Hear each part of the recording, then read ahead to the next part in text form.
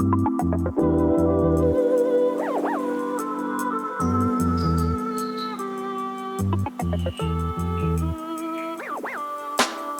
guys, it's me Hazel, and I'm gonna take you to some random hostel around the world. Today we are going to the Cube Hostel in the absolutely amazing city-state of Singapore. Now I'm sure that you guys know this really cool island from the famous movie Crazy Rich Asians, and they do a really good job showcasing like some of the up-and-coming areas like downtown and Lavender Road, but I feel like they fall a little short when it comes to the rich cultural side like Chinatown, and that's where we're going today. It's kind of this fading area that's caught in between like the new Singapore and the old Singapore. So I want to put emphasis that in this video it might already look a little different because they are kind of renovating this area right now. A lot of the hostels here are getting a facelift or really disappearing altogether. Chinatown itself is this really beautiful area, but it's dilapidated.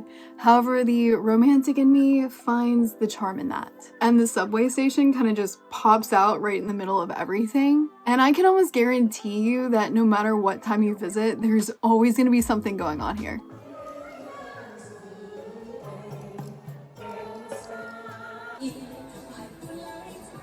This is one of the areas that you can find some of the famous food stalls, but I will admit that it's been thinning out over the years. The one thing that I love about the restaurants in this area is they aren't afraid to get fun and creative with their spaces. You can find some really cool dining experiences here, like this one that upcycled their seating. And around the corner, you'll find smaller one-story shopping markets.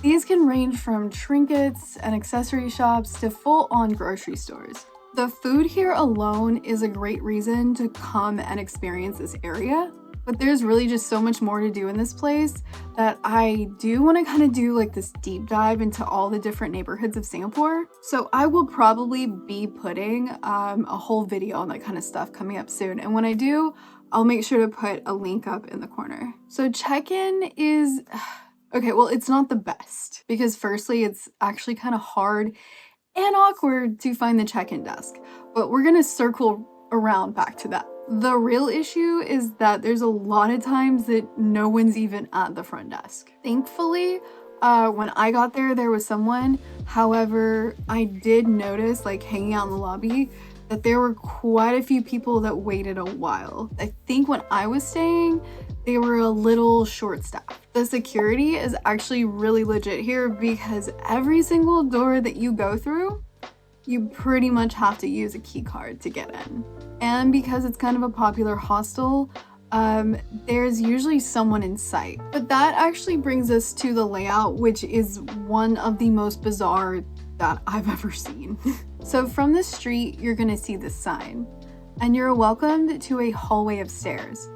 The check-in is on the second floor, and there's two doors here. To your left, you're gonna enter the reception area, which has a check-in desk, a breakfast bar in the morning, and an actual bar that stays open quite late. You'll also find the restrooms here. I stayed on this floor right around the corner, so there's a shoe hallway and then two rooms. On the third floor, you'll have the laundry and a few more bedrooms and some bathrooms and showers. The issue that I would say that I have with this layout is I got a little confused about this, but because I was staying on the second floor and my key card worked for the second floor only, I couldn't get to the third floor to experience those amenities. And that means that the only restrooms available to you are the ones downstairs, next to the check-in desk. And those are pretty small. I wasn't actually aware of this, so I kept sneaking upstairs during the daytime when they were doing the cleaning. They would prop the doors open. I would just sneak on in there, and I noticed I wasn't the only one doing that. But it sucks because the showers up there are so much better, and so are the toilets. I did reach out to the hostel to see if this was some kind of error, but they haven't gotten back to me. Anyways, that's my rant. Let's move on to the lobby/bar. The main room is divided up by this huge self-serve breakfast bar. On the opposite side, From the reception desk, you'll find a few high tables, the service bar, and then some seating next to the window here. Breakfast is served for a few hours, and it wasn't always like super packed, but there were definitely travelers taking advantage of the really good food. There's also a full service bar here, and it's open till about 11 p.m. I believe, but that might vary depending on the season. The other common spaces are upstairs, and they're rather small, but in the maze of hallways up here, I did find this 2-table nook with a few books and a wall outlet. There was also this desk nook right next to the window, maybe for people who wanted to get some work done next to some natural lighting, but that's the only common spaces that I could personally find. So taking you over to my bedroom, I first entered this door and I'm welcomed into a hallway with shoe storage, some windows facing the airwell, and on the other side there's an identical door leading you to the back side of the bar or back down to the street. The bedrooms are marked with a label and they tell you which room your cube is in, but to enter you have to place your shoes inside this cubby, which will have the corresponding number to your cube. And then you have to scan your key card again to enter your room. Just to let you know, the door is a bit heavy and pretty loud, so do your best to kind of gently maneuver during certain hours. The room itself was dark and cool and quiet despite these large windows facing a busy street. The pod doors were nothing but these squares with curtains that you pull down, and they had these metal ladders giving you access to the top bunks. I got one of the spacious double person pods, which was one of the first times I had gotten such a large pod, so I was kind of excited to see if it was worth all the hype. When you first climb in, you'll see a curtain cord and the light switch, which is easily reached from the ladder. On the other side of the cube, there's a simple flip down desk, an air vent, and a few locked security cubbies. And then on the right, there's a hanger and a desk with a mirror and electrical outlets. And then 2 extremely small cubbies and a reading light. So while both sides have a desk, if you are sharing this with someone else, you might need to discuss who needs to be on the side with the plugs. In Singapore, they use European style plugs, so you're gonna need an adapter if you have a style A, which is what we use like in North America and China. The ones in Singapore are called Type C, and they have 2 of those along with 4 USB outlets. But unfortunately, your converter will probably cover these up. The bed itself is actually pretty comfortable and plush with a thick mattress instead of just like a pad. The pods are pretty hard to get in and out of, especially if you're on top, but it does have a sturdy handle to help descend. Overall, I have stayed in a lot of like the upper bunks, and I have never really found one that's comfortable to get in and out of, but I will say that I found myself slipping on this one a little extra, so just watch yourself. And make sure you use the handrail, like seriously. The room itself is pretty small with a narrow walkway, so it's really important to keep all your belongings out of the way. Your luggage has a spot under your pod with the corresponding number, and it works with your key card. It's just big enough for a carry-on bag. However, if you get a double, like mine, you get 2. I also kind of want to show you what a single pod looks like. If you're traveling with someone taller, like your partner, I actually suggest that you get individual pods. For someone smaller, the shared pod might seem like a really big space, but overall, I really think that you'd be more comfortable in individual ones, especially if someone's over like 5'9". The rooms are pretty cold and the air conditioner is always blowing, but you can use your little curtain to kind of regulate the temperature. And the blowing noise kind of helps alleviate any other noise, so that's a bonus. At night, they have this neon lighting that really sets the mood. I honestly preferred this. It sets a nice soothing atmosphere.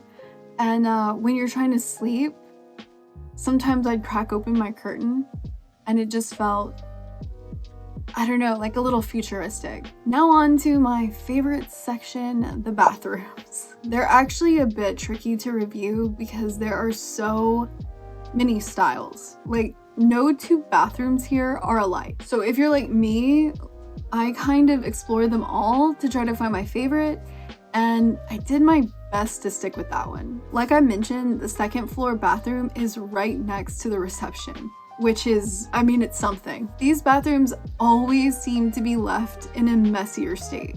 Towels on the floor, water everywhere. That said, every single one comes with a sink, a toilet, a mirror, and a standing shower, all arranged in slightly different styles. They look nice at first, but up close, they're not exactly the cleanest. Each one also comes with a trash can, extra rolls of toilet paper, and a blow dryer. Most of the bathrooms have pretty heavy doors, but there's one down here that I personally have a grudge against. It's got this flimsy plastic door, and it's like always a mess. The way you shut the door is by pulling it here, and since it's not on a proper track, it can lift up like this, which makes it really hard to close sometimes. You can tell if these bathrooms are vacant or not by the color under the handle. Green means go and red means occupied. The upstairs bathrooms you're gonna find in the hallway marked clearly by this sign. And while they are a little bit more spacious, each one has their own individual charm. In some of the bathrooms, the sinks are loose, and in others, there are random flashing lights. But overall, they get the job done. Personally, I have to say that my opinion of this hostel dropped a lot when I saw the need for so many repairs. That said, none of this should stop you from staying here. It's still a really great place. It's just located in the older side of Singapore. I don't want to sound like I'm talking down on it. I'm just trying to set realistic expectations. Overall, the showers have great pressure and they get the job done. The toilets are nice. They have an eco-flush option. However, the toilet paper, well, it is what it is. All right, let's talk about the kitchen, or really the lack of one. But honestly, that's not even really a downside, because what you get instead is probably the main selling point of this entire hostel. Like, no joke, if you check the reviews online, you'll see what I'm talking about. Everyone raves about the free breakfast bar, and I totally get it. If I ever stay here again, it's 100% gonna be because of the breakfast. It's that good. And it's weird because it's not even like there's that many options. It's just like, it's honestly pretty basic, but the quality is solid. They serve a simple Singaporean style breakfast, starting with a few different types of toast, conveniently located right next to the toaster. You got a few spreads to choose from: butter, Nutella, jam, and kaya. It's a coconut jam made with like pandan leaves and eggs, and it's just like so good. Oh. They also have a few other options in this hot server. This is what a basic Singaporean breakfast looks like, but if this isn't your jam, they also have two cereal options: Sugar Smacks and cornflakes. And right next to that, you'll find freshly cut fruit. Up top, you'll find more bread. And just above the coffee pots and creamer, you'll spot the coffee cups. On the side shelf, you'll find the sugar canister, along with a few other seasonings. Under the jams, there's a drawer with silverware, and right below the shelf, you'll find bowls, plates, and a microwave. The staff does such a good job, like keeping up with the dishes and making sure everything's restocked, so the breakfast bar always feels like neat and tidy. Overall, you're not gonna find very many hostels, if any, in Singapore with kitchens, so if you're trying to save money on meals, this is probably gonna be your best bet. Food in Singapore, like, it can really range, but overall, it's going to be the most expensive part of your trip. So, laundry is the one thing I didn't get to film, because unfortunately it was located upstairs where I couldn't go. No, every time I'd go up there to try to film it, it seemed like the staff was actually using the same laundry that we could use, so there weren't any like open, and there was also staff in the room, so I was a little nervous to let them know I was up there. but they say you can use these and they are self-serve and complimentary. And they'll also give you a fresh towel every single day if you'd like. So it's time for my favorite segment. Who is this hostel for? This hostel is not the cheapest out there, so I would never suggest it for extreme budget travelers. That said, it's definitely cheaper than any of the hotels you're gonna find, making it a solid choice if you're looking for something that's gonna meet like a higher standard but a lower price. Now, I know I mentioned a few negatives, especially about the bathrooms. However, I can confidently say, after staying at every hostel in Singapore, these are probably some of the best bathrooms you're gonna get at this like price point. The climate here is just naturally damp, and if you've seen my other Singapore hostel videos, you'll know what I'm talking about. The bathrooms can just be challenging here, like even with daily cleanings. On the plus side, I will say that the beds are like super comfortable, and with the lack of street noise, I got some of the best night's sleep. The atmosphere is pretty nice, though I'd say it's not the most like social hostel I've stayed at. If you're looking to meet a lot of people, this probably isn't going to be the right place for that. However, I would say that it's probably good for like large groups traveling together. As for the location, Chinatown has a really unique vibe. The nightlife here is like a little bit more local compared to the other areas. This area is like rich in heritage. Temples might seem like an unusual travel destination, but trust me, there are some really cool ones here that you want to see. Like the Buddha Tooth Relic Temple, it will blow you away. It's so stunning. Plus, this area is going to be one of the last places that you can find authentic hawker centers. These are great places for cheap, delicious food, as well as unique finds like Chinese herbs, clothing, and trinkets.